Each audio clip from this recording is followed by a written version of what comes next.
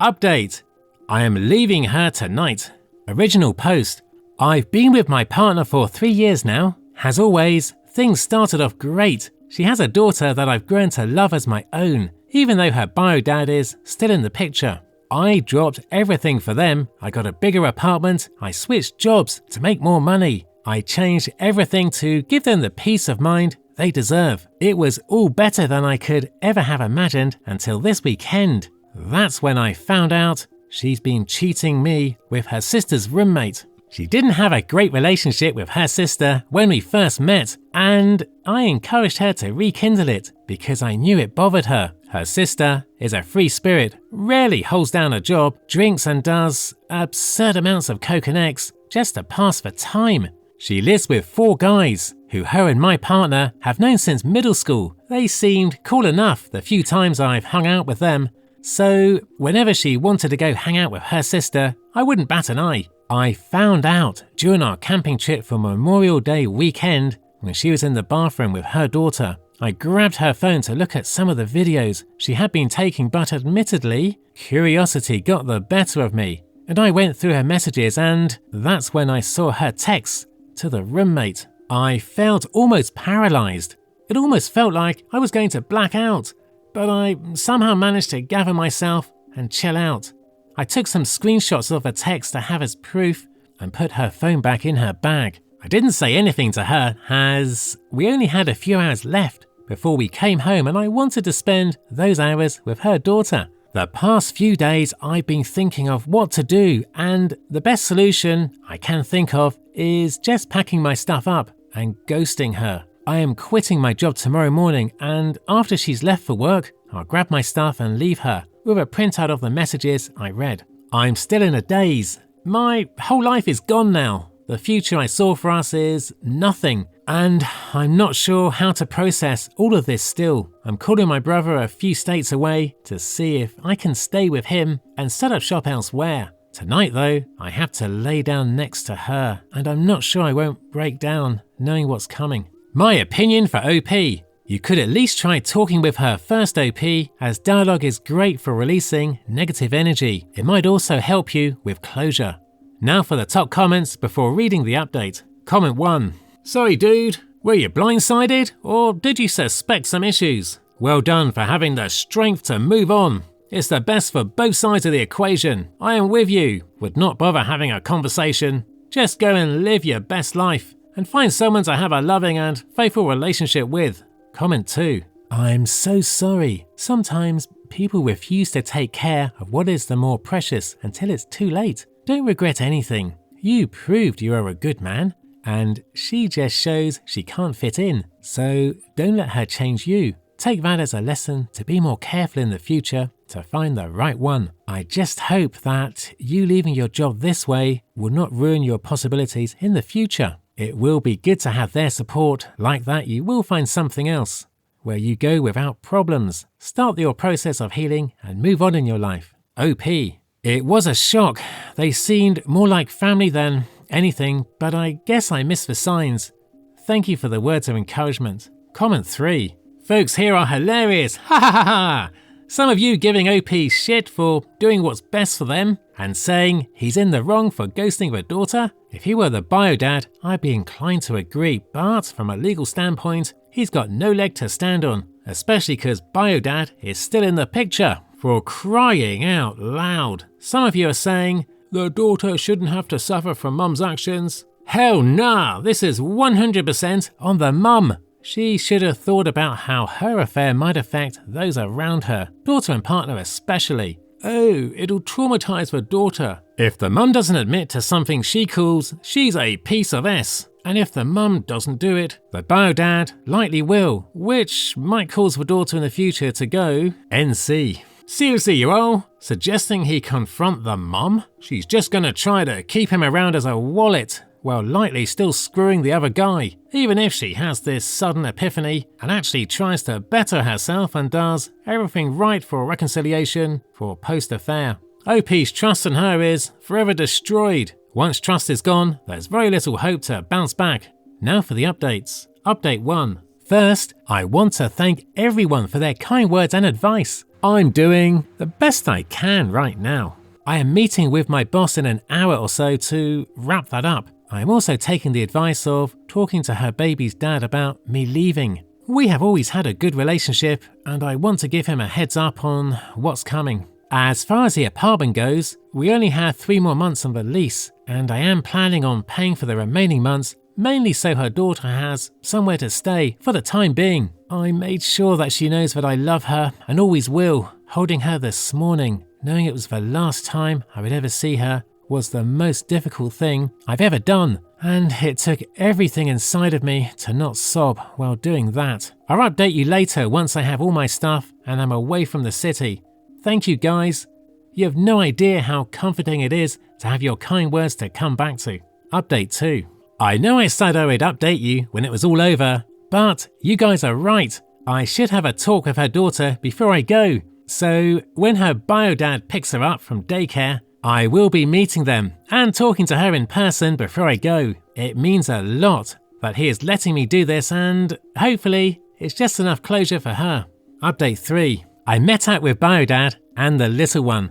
You guys were right. I really needed to have that conversation with her to let her know that even if I'm not there, that I always love her and that it isn't her fault that I'm leaving. I did cry. I cried a lot actually. I know I'll eventually fade from her memory and just become someone she has vague memories with, but I'll always remember her until my last breath. I never knew I wanted kids until she came into my life and showed me what true and pure love is. I thanked her dad for letting me have that moment with her. I gave him that Disneyland picture in case she ever asks about me. He is aware of what went down and who my ex is spending her time with. As for my ex, I left the screenshots on the kitchen table along with my key to the apartment. I've blocked her number and my family did the same. I also blocked my mutual friends' numbers in case she tries to reach me through them. It's crazy that I'm leaving behind the last 5 years of my life, but I honestly can't stay here. My brother is taking me in out in LA until I figure out what my next move is. I am off all social media and once I get to my brother's, I'll change my number. I'm sorry if this update is anticlimactic, but that's how I wanted all this to go down.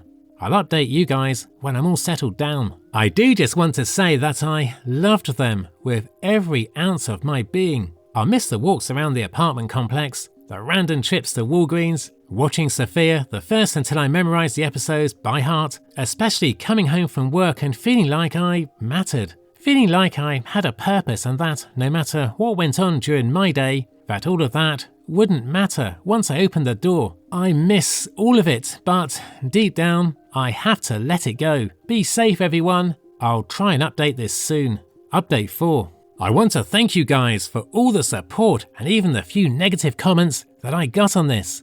It's nice knowing I wasn't completely alone through the early parts of this whole situation. I am at my brother's now and still getting set up, but I am hopeful that things will get better with time. I'll be honest, it's brutal right now, and I still get flooded with sadness constantly. On the drive here, I had to finally pull over and let it all out. I'm sure right now we would be having dinner or watching a movie, and instead I'm on my brother's porch trying not to cry while I type this out. I haven't heard anything from the ex yet, which is helping, but knowing her, she'll try and find a way to reach me. Everything reminds me of them.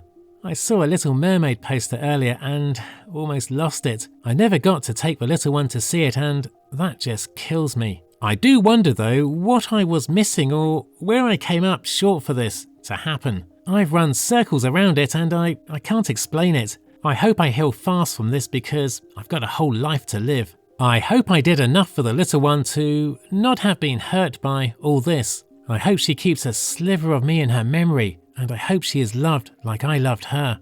Again, thank you for all the positivity and encouragement. I'll make it out of this. I've done it before and I'll do it again. Maybe I'll update this sometime in the future, so feel free to send me a message. Be safe, and I wish everyone the absolute best. Final update. Hello everyone. I want to again say how appreciative I am for the positive comments and messages I've gotten. They have really helped me in keeping me at least sane during this whole ordeal. I am settling in as well as I can here in LA. even though it's a little bit crazy. It has helped to distract me. I have not spoken to my ex still, but I did hop on a call with my old landlord, who said that my ex did go a bit crazy for a few days after I left, but that eventually her family came and moved her out, and that he has not heard from her after that. I thought about calling her daughter's bio-dad to check in on the little one, but I keep reminding myself that I'm not really ready for that yet. I also don't want to give her hope that I'll be coming back around. Plus, that's not really my role anymore, as sad as it is to say that. I've given myself time to really feel everything I need to feel for the time being. The sadness, the anger, the anxiety, the confusion, all of it. I did wonder how I was going to manage to put it all back together, but every day that passes, it gets easier. I know a day will come where I completely stop thinking of her completely, but for now, I find her in a lot of what I do. Her laugh, her aroma, her smile, everything. Some of the best times of my life were with her at my side, and it almost seems like I'm in a bad dream that I'm due to wake up from. I sincerely hope that she matures from this because she has a little girl depending on her. A little girl who looks up to her and loves her. My brother's condo is near Disneyland, and seeing all of the families walking around is a bittersweet thing for me. Bitter because I wish that were me, but sweet because I know that will be me. Again, thank you to everyone for your kind words. I wish you all the absolute best. Story 2. I want to end the placement of my foster child and send him back, for lack of a better phrase, but I feel so guilty. I've been a foster parent for over 4 years to a little boy named Elle. Elle was a therapeutic placement who came with a lot of trauma and severe behaviours. It was really hard work, but I pulled through. I kept going, and 4 years later, I'm still going with him. He's been long-term matched with me, meaning he's never leaving. And he still has difficult days, but they are getting fewer and fewer. Almost 4 weeks ago, we took in another boy named A. Now, when we agreed to have A, we were told he's 10, but more on the level of a 5 or 6 year old mentally. We were told he was a sweet and placid little boy who never had any issues. He had severe fits, but I have experience of epilepsy before. I went out to meet him and immediately I could tell what they had said wasn't true. He is more on the developmental age of a 1 or 2 year old, but still they told us no bad behaviours, very easygoing and a sweet boy. But you could probably tell that none of that was true either. He has very severe bad behaviours. He lashes out like a toddler, but in the body of a 10-year-old. When he doesn't get his own way, he hits, bites. I still have a bruise on my arm from where he bit me a week ago. Spits in your face, wheezes on you, pulls down his trousers and underwear. It is much more intense than I expected. When my agency social worker came out to meet him, she was also shocked, surprised by how he behaved and what he was like. Even she had to admit it seemed like his social worker lied in the report they gave to us about him. It was a shock to the system, to say the least. The part I'm finding most difficult is him being on the level of a 1 or 2 year old. There is just no personality about him. He never interacts with you, doesn't speak or play. You can't put on a movie and watch it together. There is no let-up. He is constantly misbehaving. Elle doesn't like him and says he wished he never moved in. Where when we had a different foster boy to come live with us before, and Elle loved spending time with them. It's not that he doesn't want another foster brother, it's that he wants one he can have a relationship with. A is not that. I am at my breaking point with him. My nephews come round all the time. He's 7, and today he said, "I wish you never got A. He's just a nuisance." And obviously I don't let them talk like that. Be nice, he's just learning the rules. It won't always be like this. But deep down, I'm feeling the same and it's making me feel so guilty. With Elle, he had similar behaviours at first, but there was a let-up. You could put on a movie and talk about things with him. He had a personality that you grew to like and then love. With A, I just can't see it being the same. He has no personality, he has no interests or likes. I dread coming down to see him each morning. It's always just, I want.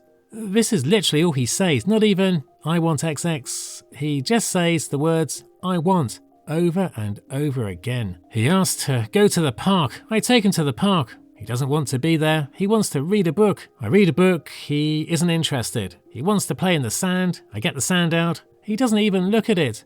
Everything is a battle with him. And maybe, if the battle was just with him, maybe then I could cope. But I feel like his social worker is just making everything as difficult as possible for me. For example, as I mentioned, A has bad seizures. They come on randomly, and after he has one, he turns into like a wet lettuce for the next few hours. Won't move, won't talk, just wants to sleep. I get it. This doesn't annoy me, obviously. I said I wanted a bigger kid's pushchair. Think Americans call these a stroller. That he could be strapped into, because if we go out anywhere and he has a fit, I have to carry him home. He can't walk. They told me no. When I asked why, they said he was babied and abused in his last foster home, so they can't be seen to talk away his independence, for example, walking.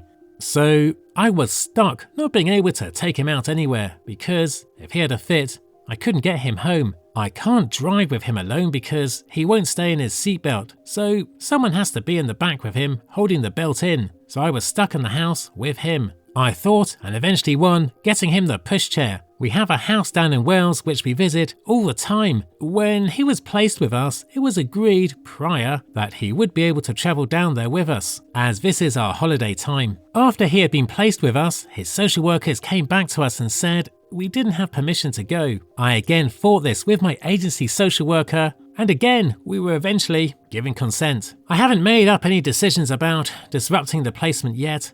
I just wanted to rant this out.